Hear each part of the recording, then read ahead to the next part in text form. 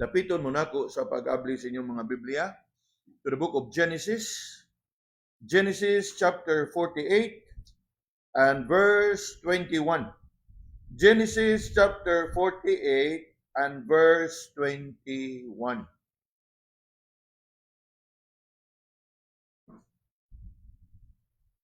We invite those that are with us online, if you have your Bibles, please open your Bibles to Genesis chapter 48 and verse 21.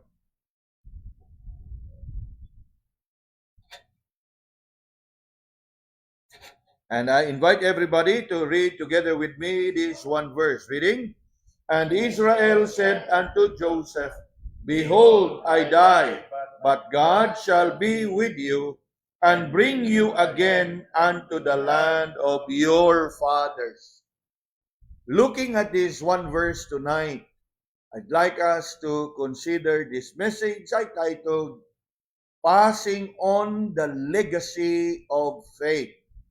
Passing on the legacy of faith. Genesis chapters 48 and 49 contains the records of the final days of Jacob. Mga nahabilin niya nga oras dinhi sa kalibutan o mga nahabiling oras niya kauban sa iyahang pamilya.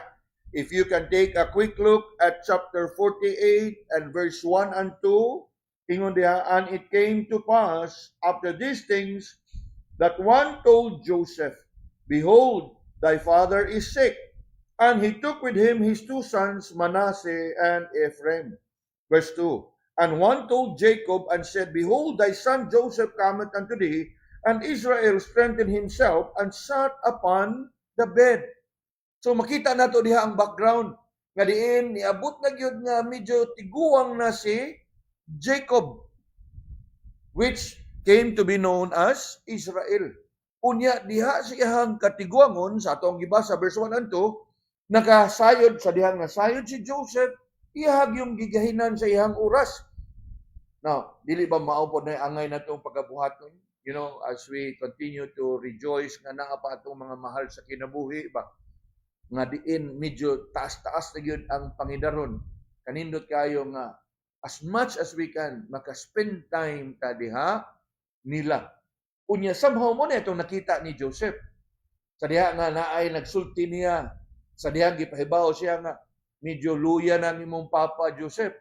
So wa gid siya maglangan, iyahang gibisita ang iyahang amahan, gidaan niya ang iyahang duha ka anak.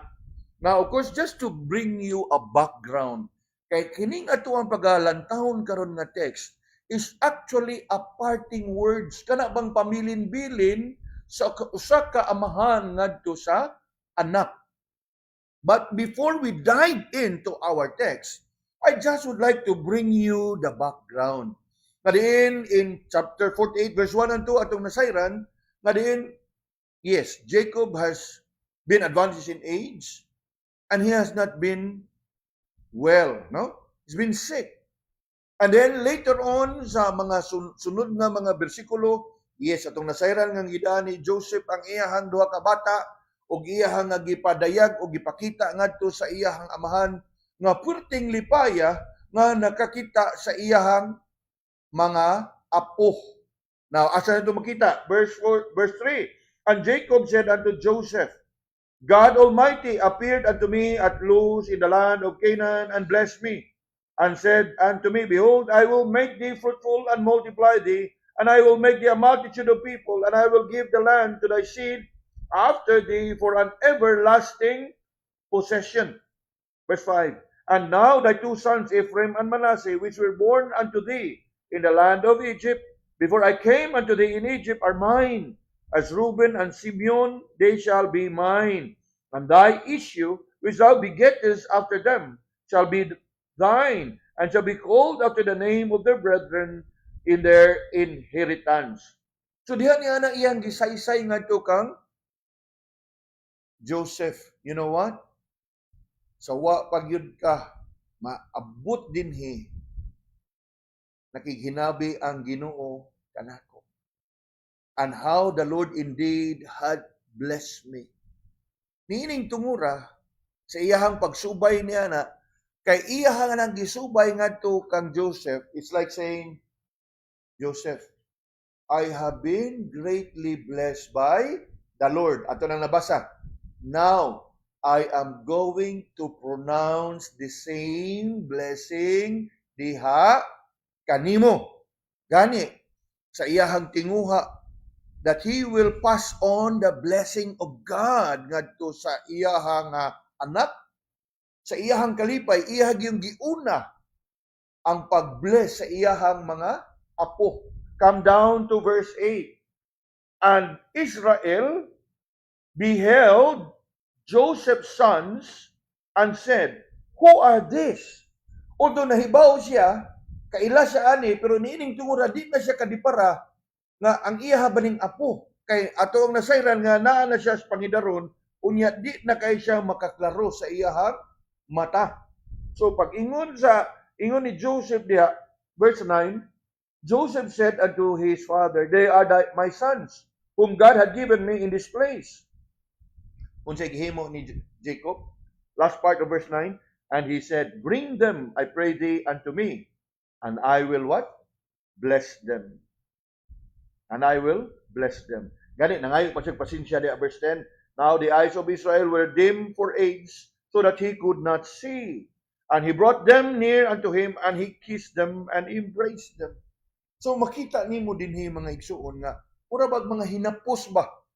You know, mga nahabiling oras nga panahon nga gigahin una ni Joseph sa iyahang amahan, unya gigahin pod ni Jacob or Israel ngadto sa iyahang anak o sa iyahang mga apo.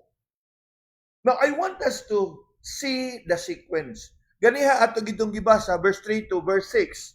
How Jacob narrated to Joseph that he has been blessed by the Lord.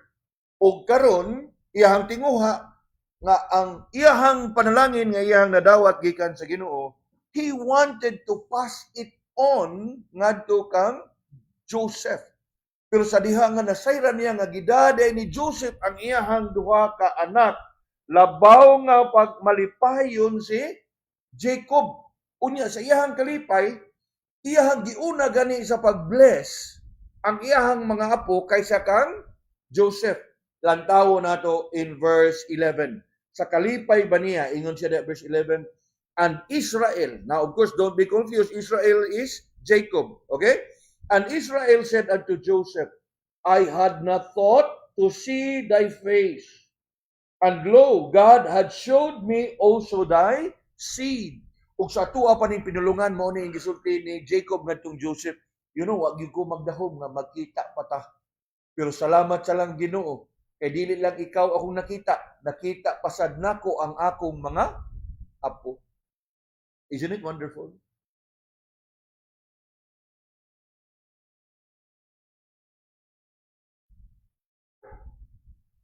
Nga diin, makita ba nimo? Now, minumdum ko sa mga nahabiling adlaw sa among papa. Nga diin, dito man siya ato na kabsig yun sa ginhawa sa Amerika. Pero sa mga nahabiling adlaw ato niya nga buhi, kada buntag, namo din niya, o kung sa orasan nila sa gabi dito, mag-video call to siya. Gani, nasave pa na ni Ruth ang video nga kanang pagka bagong tuig na to ba nag-video niya Happy New Year. So mo to nga anang katapusang adlaw buntag namo nato dinhi nga nahinabi namo kami tibok pamilya nahinabi gyud niya. Unya hasta mga bata unya sa taas ng oras sa atong oras dinhi mga gabi-gabi mo siguro tulo no adiin amo na dayang nadawat ang balita. Now, it is such a joy na kanabang kami, labi na ang among mga bata, naka-imamad pa sa ilahang lulo sa mga nahabilin niyang oras sa iyahang kinabuhi. Apan dinhi siya tong gibasa, grabe ang kalipay sa apuhan nga nahimamat pa niya ang iyahang anak o ang iyahang apo. Kay ingon gid siya, gawas nga dautan ang iyahang mata, nagpasalamat gid siya sa maong kahigayunan nga nagkita pa gid silang Joseph sa wa pa siya makabsi sa iyahang kinabuhi. Na ayaw mo kalimot mga igsuon, nganong ato ning gisubay? O ayaw gyud kalimot nga si Joseph baya ang iyang pinaka paborito. Hinumdum mo nga nganong na-ending si Joseph sa Egypt? Di ba? You mean it for evil, but God mean it for good. Muna nga dinhi, makasiguro gyud ka nga grabe ang kalipay ni Jacob nga iyahang nakita ang iyang paborito nga anak. Unya ingon pa niya, napagyud bonus. Nakita pagyud nako ang akong mga apo. Gani sa iyahang kalipay, nauna niya og bless ang mga apo. Now, of course, dili na lang nato na siya patasan diha pag-ayo. Gani, purpose pa kay gana ni Jacob nga iyahang giwahing ang iyahang kamot.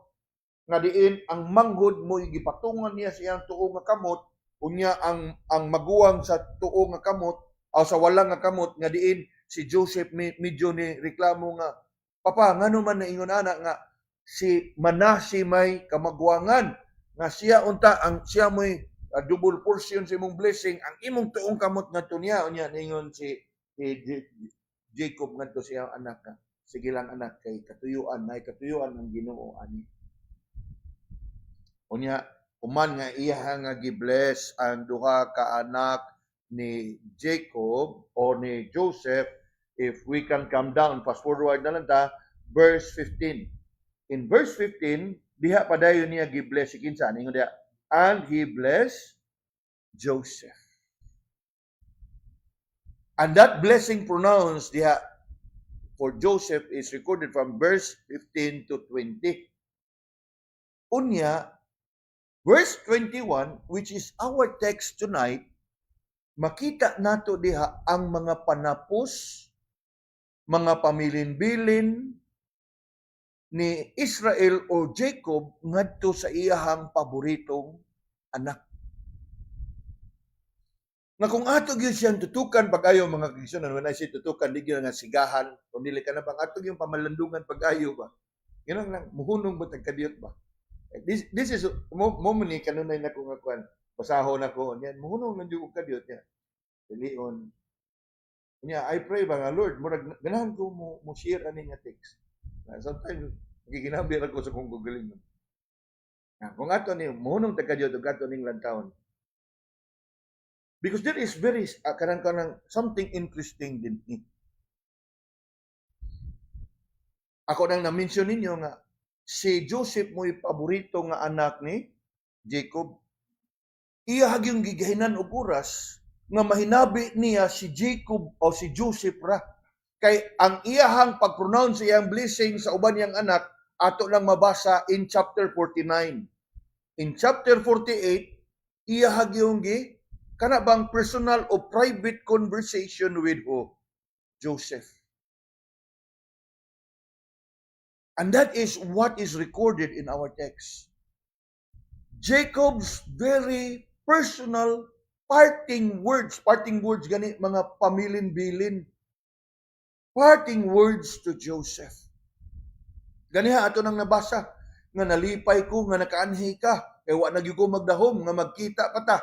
Salamat sa Ginoo kay dili lang ikaw ako nakita pag yun nako hasta ako mga apo. Kanindot kaayo nga eksena no? Mga panapos na the last and final moments of a father spending time sa iyahang anak. Kunya dinhi ini in verse 21, actually verse 21 o verse 22 gina parting words of Jacob unto Joseph, but I want us to focus more on verse 21, where Jacob spoke to Joseph, his favorite son, in a very intimate, comforting, and assuring manner. passing to him the legacy of faith. Now, I want us to notice carefully. Muna ni atong tutukan ato ang pagapamalandungan. Looking closely at verse 21. Notice how Jacob spoke about his passing. Now notice Jacob's passing. Passing gani mga kaigsunan sa ato. We don't usually use it. Kay ang ato agong paghulagway ang paggamit usually nga gamiton gud natong term gud sa Pilipino ba bisag mang in English ta death and dying. But to the Americans and other English speaking, mingon gani sila dili na sila mingon nga dead, die. Mingon sila passing on or passing away. That is how they would call it. You seldom hear people say, "What? He is dead. He died." They will usually use the figurative term, passing. He passed away. He passed on. No? So our first point tonight is Jacob's passing. And why would I use that as our first point? Tungod kay mao gyud una natong mabasa diha. Ang una gyud niya ang gibilin ngadto ni Joseph ang pagpahibaw niya nga I am about to die. Mura ba og sa tuwa pa ni sa natural nga binisaya pa dong.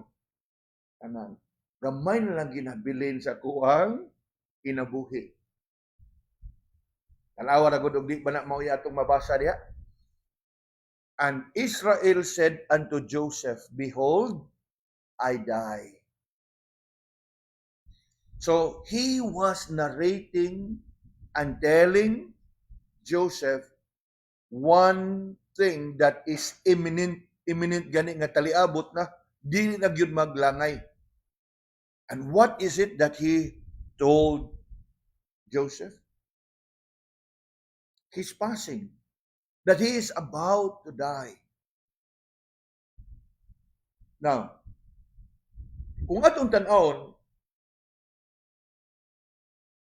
ang sagad nga masud sa tungon-una, mingon lang kita na nagpahibaw ra gyud na siya, nahapit na gyud na siya matay. Di ba tinuod? It is true. It is more of like intimating, telling his son that he has not much time left. Gamay na lang oras na habilin sa iyang kinabuhi. Gani in our King James, ningon na diha, Behold, I die. In other words, ingon ana na kadali, nga dili na ni malangan o di na madugay, mubiya na ko ni ining kinabuhi. Upon more than just intimating and informing Joseph that he is about to die, when Israel here narrated to Joseph, Behold, I die, he was actually telling Joseph, una, his expiration.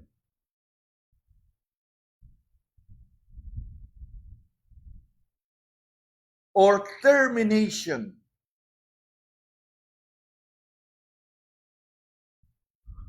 Mingon gani kag expiration, another way of saying kabsa na siya sa kinabuhi. Unya, dugang pa na, it's not just about telling him about his expiration or termination of life. Mas nailawom nga kahulugan na. O kunsay nga kahulugan, it is not just about expiration or termination, it's all about what? Separation. Di na ta mag-uban. Di ba tinuod? Sumuon ni siya, bililhon nga mga butang ba nga taken for granted na to. Kana bitong moingon ang atong mga mahal kinabuhi nga pag-amping bayaha. Ayaw lang anak ingon nga okay ra mas salamat kayo, okay ra kay ni. Kana pagpahinumdum mo daan nga dong di na kita magdugay makabuwag na ta. Kay mauna na gyud ko nimo. Mauna siya. Di lang kay ato sa gid lingog-lingog lang ta bro tagwa bitaw. You know? Yes, it's true. Kung imog yung pamalandungan, kanang mga, siguro, kanang kita-kita lang, magstorya, pareha tag edad, amping, ayo-ayo. Pero kanang bitong inana nga, nang idara na niya, ayaw, uy.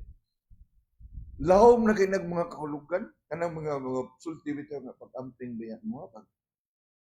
I'm sure nga nakataga, ma-feel na nato, o gikan gani sa itong mga mahal sa kinabuhi, makaingong mura man to, panugo naman to, o pamilinbili naman to. Yes. Kung mo na siya diha, pag ingon niya nga ito kang Joseph, that behold I die, he's not just actually informing him na mamantay na siya. He's actually telling Joseph nga, in a matter of time, we will be separated. Di nakakita na ako, di na sa kukita ni mo. Di na ta magkahinabi, di ta na magkaistorya. Kunya, that's the most painful part. That's the most painful part sa atuang kinabuhi. Kanang mga mahal sa kinabuhi nato nga kalit lang nga di na nato makita.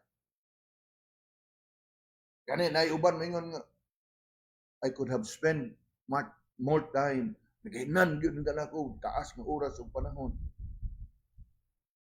Now,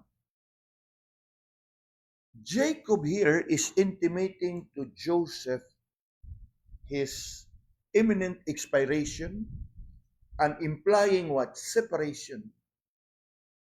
Na di na kita magkakita, di na kita magkauban.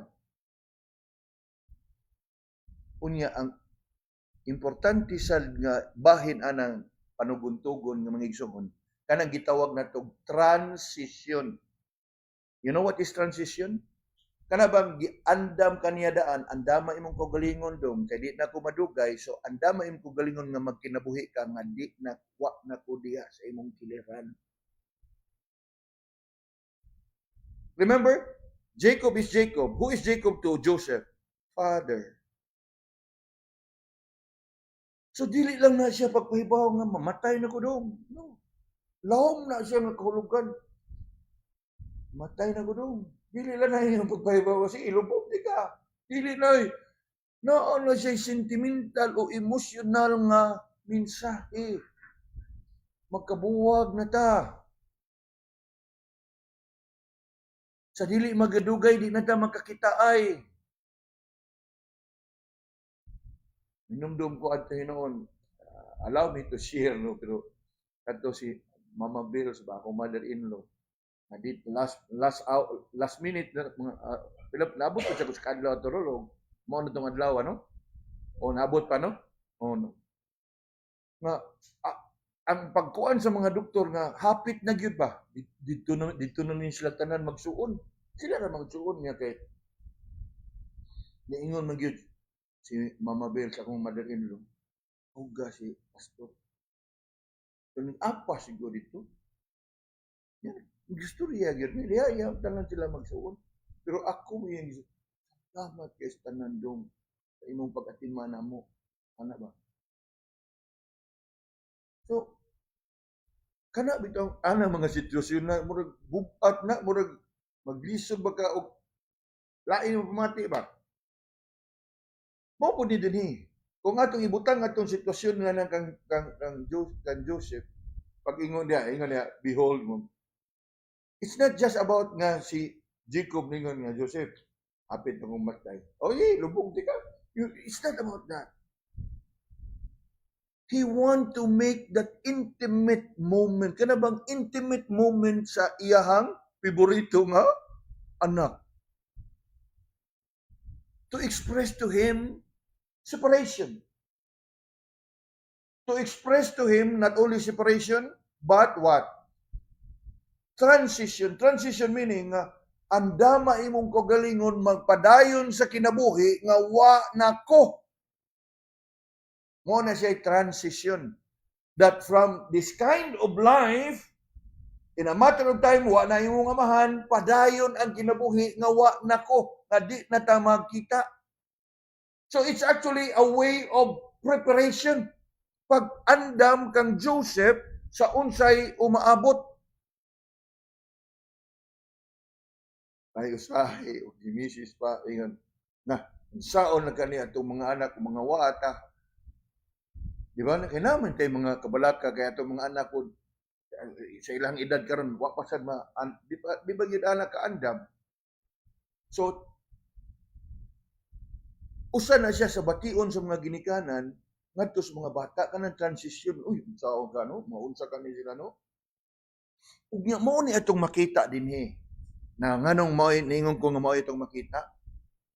Because Jacob here sensing, anticipating his soon passing, he spent time with his favorite son Joseph and told him, "Behold, I die."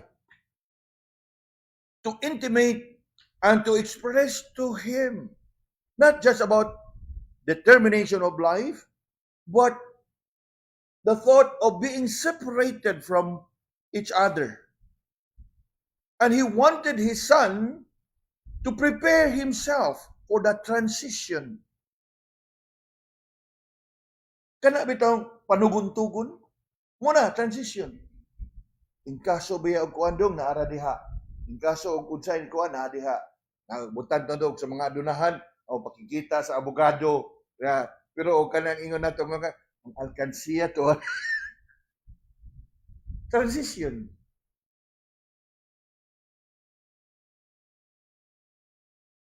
Unya ang what makes this very interesting is ngano si Jacob dinhi iyahang giandam si Joseph uban sa iyahang duha ka anak and later on sa uban niya nga mga igsuon in chapter 49 ngano man kay there will be a transition. Kano sa may tabo ang transition? When he will pass away. And why is it important that there will be a transition? For obviously, ang katuyuan o kabubuton sa Ginoo sila may mopadayon. Remember, God's plan of redemption, asa magagikan ang kaliwatan nga magdala kanato sa ato ang Ginoo ug mangluluwas, binggikan. Of course, sa usa sa anak ni Jacob. So, dinhi atong makita that there is a passing on. The passing on of the legacy of faith. Nga diin, ihang giandam ang iyang anak nga si Joseph and later on ang uban pa niya mga igsuon, the transition is underway. Now, there is that expression in English kanang passing the baton. You know, kakita mo anang naidumba bitaw nga relay. Nga diin 1,000 relay. Na kanang 1,000 relay, gilangkuban na siya dili lang og usa ka runner kundi usa ka team na siya nga diin ang ilahang dadon nga baton ilang ipasa. And that is passing on the baton. In other words nga, ang ikay magsugod, laay mo padayon, ipasa pa po na, laay mo padayon, ipasa pa po na hangtod na maabot yun mo sa finish line. That is passing on. O dinhi ang atong makita is passing on the legacy of faith. Nga naman, at this time, it was Jacob who holds on the baton. No? Maingon na to, pareha nang sa relay. Ug kana nga baton, iya po nang nadawat, gikan sa iyang amahan nga si Kinsa, Isaac. Ug si Isaac, iyang nadawat, gikan kang Abraham.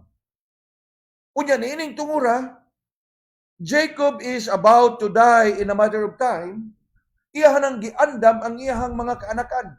Kay ngadto kanila, iyahang ipasa ang ligasiya. Are we following?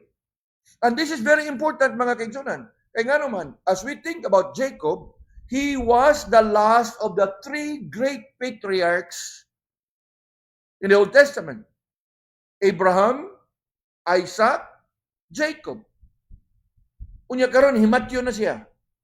Apan God's plan and purposes would continue.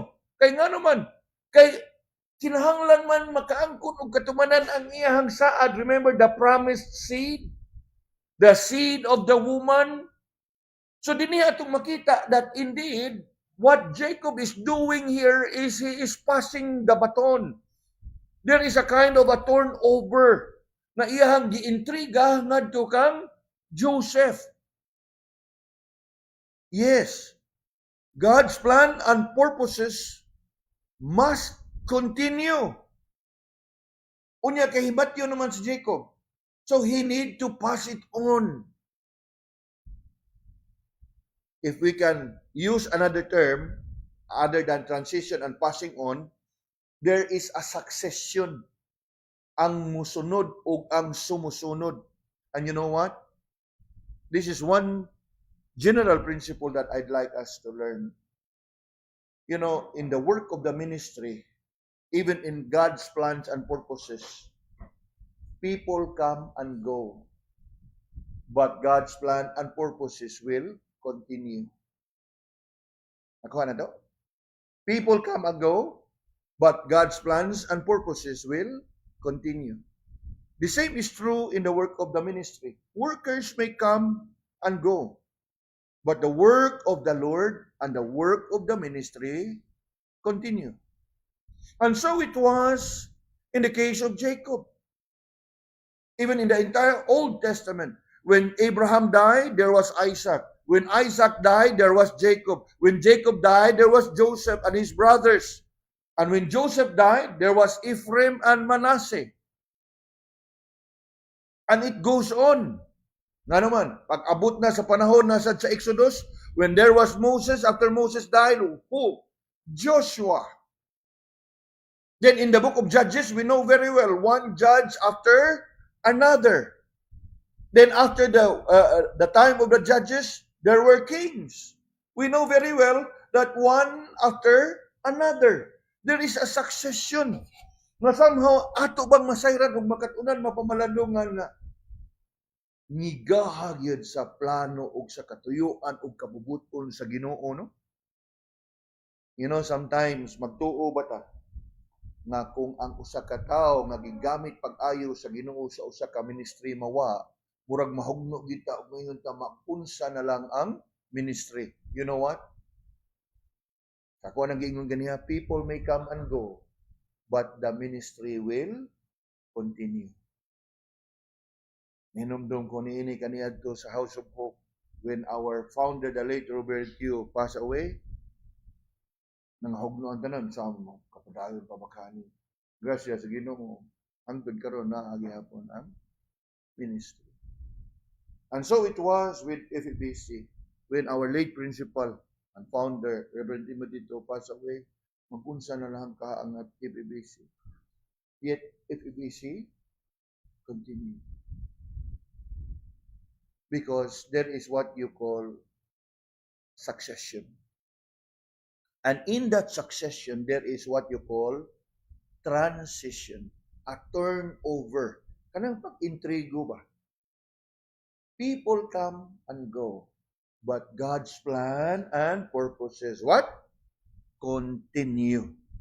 Gani, after Moses, Joshua, Judges, Kings, pag-abot sa prophet, from Elijah, there was Elisha. From the major prophets, there were what? Minor prophets. What else? New Testament, human kang John, remember John the Baptist? The predecessor, siya mo'y forerunner, sa diya nga pagsangyaw niya, o natuman na niya ang iyang pagsangyaw sa umaabot nga Mesiyas, the Lord Jesus came indeed. And the Lord Jesus came indeed. He trained His apostles, so mo'y nipuli niya. Nawa ang namatay ang atong Ginoo na banahon, nibalik sa langit, ni puli ang mga apostolis. O gikan sa mga apostolis, ang ilahang mga tinunan. And as we have learned in the book of Ephesians, and He gave some apostles, prophets, evangelists, pastors, and hangtod karon ang buluhaton sa Ginoo naga padayon. Nga naman, because there is a passing on of the legacy of faith. And that is what we see here. Amazing, di ba? Verse 21, Israel, behold, I die. You know, kanang pag-ingon niya nga, behold, I die. Again, I want us to realize, it's not just about informing Joseph na mamatay na ko. Kaya nga naman, it's actually a turnover ang pag-intrigo. And why would I say nga pag-intrigo na? Kaya obviously, human sa iyahang pagsulti about sa iyang pagsaysay ngadto kang Joseph that he is about to die. he went on to comfort Joseph. And what is the comfort? He comforted Joseph about what? God's presence. Asa na ito makita? Look at the middle part of verse 21. And Israel said unto Joseph, Behold, I die. Jacob's passing, right? The middle part. But God shall be with you. Obviously, si Jacob, iyahang gi-anticipate nga ang iyahang anak, medyo maapektahan gini siya, apektado gini siya, masayod sa iyahang kamatayon. Obviously, naay kausaban sa iyahang kinabuhi, nga wa na ang iyahang amahan. That's why there is a transition, right? Apan bisan pa man og unsay iyahang bation, mabalaka ba siya, mahadlok ba siya, mahasol ba siya, malisang ba siya magunsa, unsaon naman lang nako pag-atubang sa kinabuhi, nga wa na akong amahan. Una nga gi-comfort siya sa iyahang amahan, nga bisan pa man og mawa na ko dong ayo kag kabalaka kay nga naman ang Ginoo mag-uban kanimo kanunay. And you look at verse 21, o dili ba na may atong mabasa? God shall be with you. Anticipating of his passing on and anticipating that it would somewhat affect Joseph. Now, of course, dili man siguro nga maapektahan gid si Joseph nga di na siya ganahan nga mabuhi. Maapektahan gid siya in a sense nga nawa na iyang amahan. Pero sa bahin ni Joshua, iyang siguro nga ngadto kang Joseph, mawa man siguro ko, pero akong masiguro nimo nga kanunay kang pagkaubanan sa Ginoo. But God shall be with you. You know, mga kaigsunan, God's presence is one of the comfort and assurance of every believer. Gani, in the New Testament, sa diha nga ang atong Ginoo nagapangandam siyang umaabot nga kamatayon, iyang gi-comfort ang iyang mga tinunan. Nga if I go, I will send you another comforter. Nga ang presensya nako magauban gyapon kaninyo pinaagi sa balaang espiritu. In fact, as we think about Jacob here telling Joseph that God shall be with you, usa ka na kakamatuoran nga iya hapong nadawat gikan sa Ginoo. In fact, usa ka na kakamatuoran nga gi-enjoy usab o gihuptan usab sa iyahang mga katigulangan. Una kang Isaac o ngadto dayon kang Abraham. Ay Abraham, Isaac, Jacob. Sa dihang gitawag sa Ginoo sa Abraham, get thee out of thy kindred and out of thy country unto the land and I will show thee. Gisaaran gyud siya sa Ginoo that I will be with thee. Unya maog gyapon ngadto kang Isaac. Nakinsa man sa Isaac, anak ni Abraham, amahan ni Jacob. Maog gyapon ang saad sa Ginoo ngadto kang Isaac. If you can open your Bibles at in Genesis chapter 26 and verse 3. Genesis 26 and verse 3. Unsa atong mabasa diha?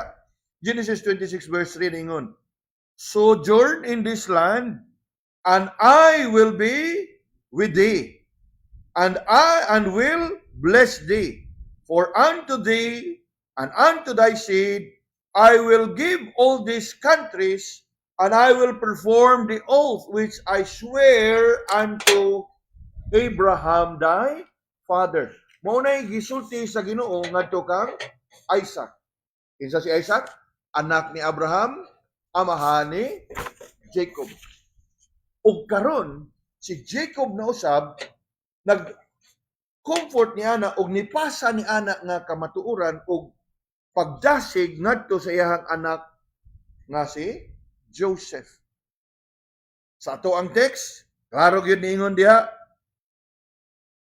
but God shall be with you. Now, nga naman, kay ang maong saad nga atong nakita dito kang Abraham ug ngadto kang Isaac, natagamtaman usab kana ni Jacob. You turn your Bibles this time to Genesis chapter 28 and verse 15. Genesis 28 and verse 15. Unsa atong mabasa diha? The Lord here spoke unto Jacob saying, ingon diha verse 15, Genesis 28:15.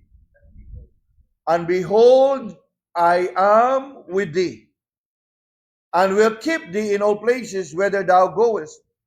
I'll bring thee again into this land, for I will not leave thee until I have done that which I have spoken to thee of. Now, dili ba na maoy iyahang gipasa ngadto kang Joseph? Yes, behold, I die, but God shall be with thee. Later on in the remaining part of verse 21, and bring you again unto the land of your fathers. Nga naman, kay mo gigisaad sa Ginoo ngadto kang Abraham, kang Isaac, ug ngadto kang Jacob dinhi in Genesis 28 verse 15. Now, I want us to notice here the promise of the Lord, I am with thee. Now, chapter 31, Genesis chapter 31. And look at verse 3.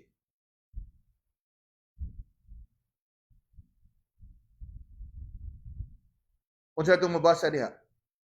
And the Lord said unto Jacob, return unto the land of thy fathers, unto thy kindred, and I will be with thee. Now, kaganiha, I am with thee. Karon, I will be with thee. Unsay kalainan?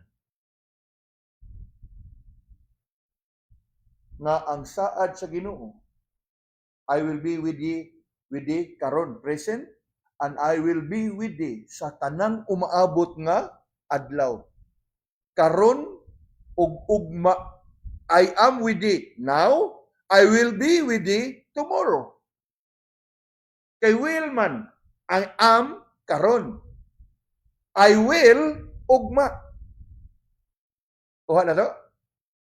Sumuo na siya nga kamatuoran nga iyang gipasa usab ngadto kang Joseph. You know what? I am about to die in a matter of time, mubiya na, magkabuhag na ta. Pero ayaw kag kaguol, Joseph.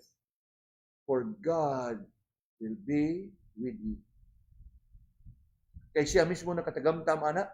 Saad sa Ginoo niya, I am with thee. I will be with thee. Now, sa katapusan, as you look at Genesis 31, this time, verse 5. Unsa itong mabasa niya? Verse 5. Still in Genesis 31, verse 5. And said unto them, I see your father's countenance, that it is not toward me as before, but the God of my father had been with me. Now, ganiha, I am with thee, present. I will be with thee, future. I have been with thee, past tense. Ato pa, sa tibuok niyang kinabuhi, uban kaniya ang Ginoo. These verses nga ito ang nagibasa are the words proclaimed by the Lord nga ito kang Jacob. The Lord had been with me. Jacob's testimony as well. Unya, karon kay we are seeing a transition.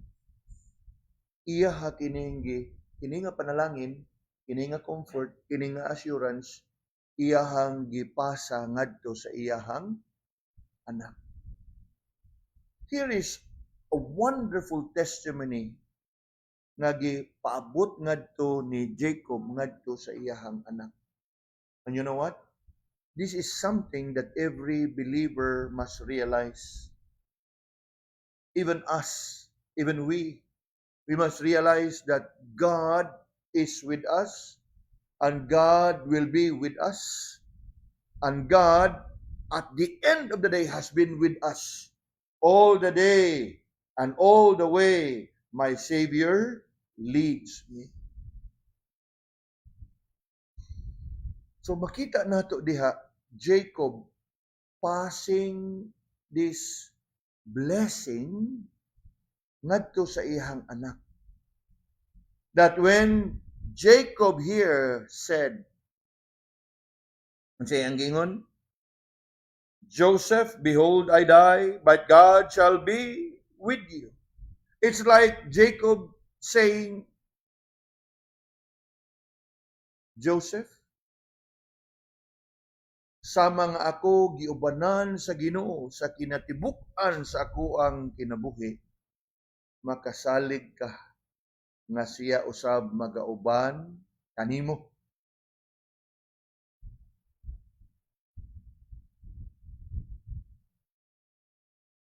So, makita nato diha that Jacob is not just about telling Joseph sa iyang kamatayon, but actually passing on the legacy. Kaya nga naman, ang ilaha naman pong henerasyon mo'y magtaguyod sa plans and purposes sa atong Ginoo. Gani, mo gina itong makita sa katapusang bahin sa maong verse. From Jacob's passing to God's presence, we come down to God's promise. Asa ang promise sa Ginoo? And bring you again unto the land of your fathers. Kung inyong mahinumduman, kana nga saad, gisulti na sa Ginoo ngadto kang Jacob in Genesis 28 verse 15 nga atong gibasa kaganiha. Naliningon siya diha nga, I will bring you again. I'll bring thee again into this land. Na kung atong hinumduman, si Jacob ug ang iyang tibuok pamilya has been peacefully living and settled in Canaan. Okay? In Canaan. Unya, tungod kay sa kasina sa iyahang mga anak. Remember, iyahang mga anak, nasina kang Joseph. Kay iyahang paborito. Nagtinguha sila na ilahang patyon, but eventually ilahang gibaligya, unya nada si Joseph sa Egypt. Di ba?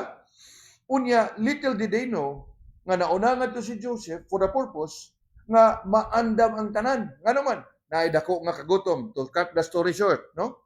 Nahibaw man ta kung siya gidangatan ni Joseph dito, nahimo siyang sinaligan ni Pharaoh. O siya mo'y nakahimo nga nakaandam ang Egypt sa mga kalanon sa umabot nga krisis. Ug tungod niya ito, nga sa diyang naay kagutom diri sa Canaan, sila nahibaw nga naay daghang pagkaon sa Egypt, sila ni sunod. Di ba? Unya dito nga ni sunod, wa gani sila idea nga si Joseph dahito mo'y makatabang nila. And that was the Lord's promise nga to kang Jacob na yes, dadon ta mo balik ay kabalaka. Pero sa ilahawang sila kasayuran o nga unsang pagkaunsaan makabalik pa sila nga naulipon gud sila dito. Remember? When Jacob died and eventually Joseph died, ang kaliwatan ni Israel nahimong ulipon dito sa Israel for how many years? 400 years. Nga siguro ikaw magsige ka, asa pa man itong saad sa Ginoo, matuman pa bakato, di. Di ba tinood? And yet, that was God's promise. Jacob and Joseph may not have lived long to witness the fulfillment of that promise. Apan kita saksi, kay kita atong nabasa, nga indeed, nakaangkon og katumanan ang saad sa Ginoo.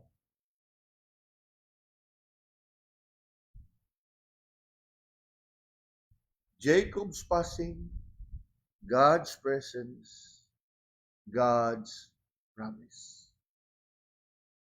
You know, mga kaigsunan, sa ato ang kinabuhi na Kristohanon, sa ato ang espirituhanon nga paglakaw, pagkinabuhi sa kadaadlaw, naghantag mga hagit, mga pagsuway, sitwasyon na matubang. In fact, in our life's journey, people come and go. Natay mga kaigsunan nga atong nakauban kaniadto apan nauna sila pagkaliwan kanato. Apan life goes on. True? There was a transition. There will always be a transition. Nga naanad ka, nga naana imong kauban, imong igsuon, like for example, kaniadto when our late brother Richard Dominino passed away, nga maogi gadumala dito sa Buluhaton, sa Bugo ug sa San Antonio.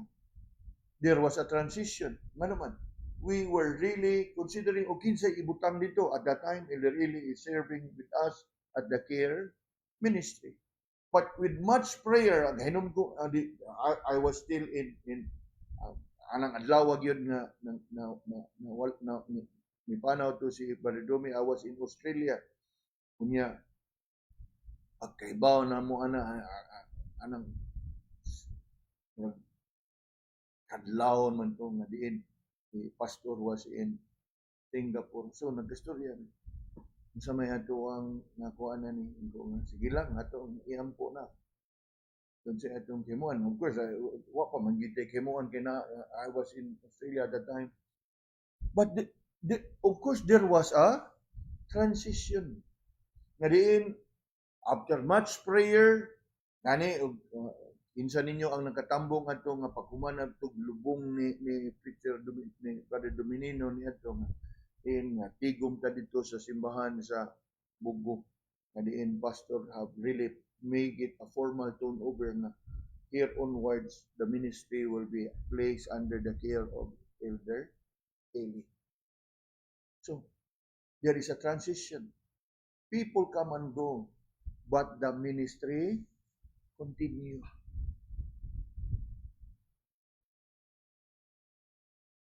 Nga sa atua usab nga kinabuhi, kaliwa sa nagalinlaing nga transition can happen anytime and many times, no? Mismo sa atong dagan sa atong kinabuhi, naatay kaayahay, nasa tay ka lisod.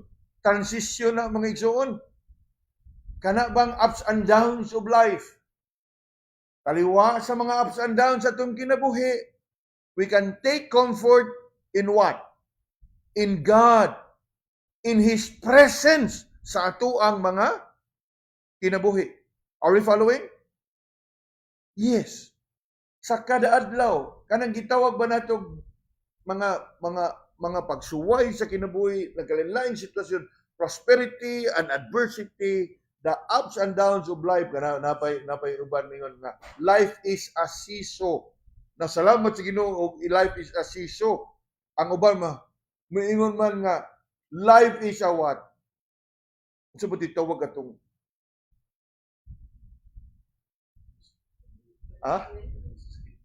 Dili ka naman taas kay mo sakyan nga maganahan na ba? Oh, alright. Life is a seesaw, okay ra kaya kadyot ano ni mabalik magana, di ba? Pero kadtong moingon kag life is a roller coaster, kusukusuho ikaw man kusuka ka. Di ba, ma'am, termino ka na ups and downs. Sama na sa pagulagoy up and down, di ba, siso? Pero sometimes, dili man siso ang kinabuhi. Roller coaster man. Arang-arang lang yapon mo yung life is a Ferris wheel kay ay gabot na nito mula og minta nila yung sakar sa ta. Di ba? Mabasa naman nato mo na nagyapon siso. Pero roller coaster nakuha na ito mga igsoon. Mo ni, sa ako bitang paglantawan ni, yes.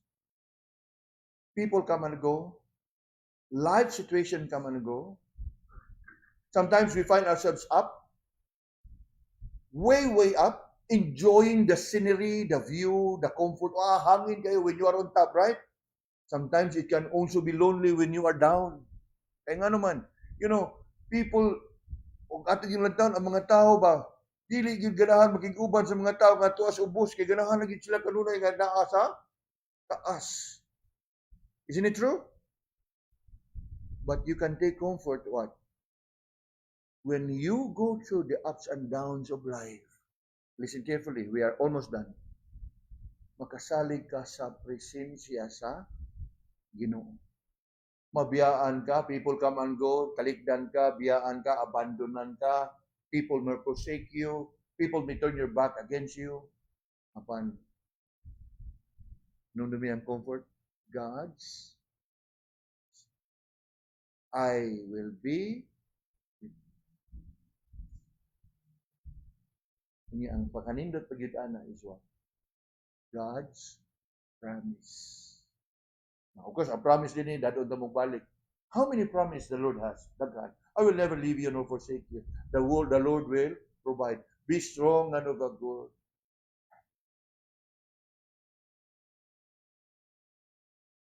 Sa atong kinabuhi, sa atong henerasyon, sa ato ang time span, sa ato ang time frame, daghan dag magyan.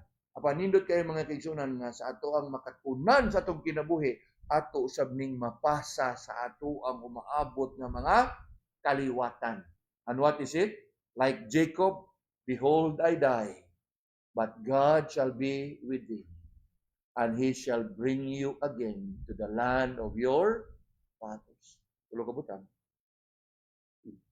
There will always be a transition, but you can trust in God's abiding presence, and more so, you can stand on His promises. That regardless sa imuhang giatubang sa kinabuhi, mga kaigsunan, you can always look up to Him. Once a while, we love to sing that hymn, Jesus never fails. Earthly friends may prove untrue, doubts and fears assail, wanting love and cares for you, and He will not fail. Jesus never fails. Di ba nindot? Behold, I die, but God shall be with you and bring you again to the land of your fathers. Mga kaigsunan, to our brethren and friends nga nikig-uban kanatong online, kanato nga naa-address balay simbahan.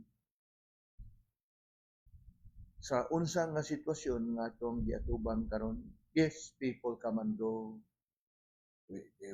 There will always be the transition and passing. Ingon pa nato nga ang atong kinabuhi usahay ngingon palagi nila og sa bilanon pa kaniadto di ingon gulong, no? Gulong ng palad. Okay ra na kay tuyok mong gyapon, di ba? Ingon pa nila, nyang uban mo ingon nyag na plat. Di ba no? Pero bahalag na flood. You can trust and rely on God's presence and stand on God's promise. May the Lord be merciful unto us.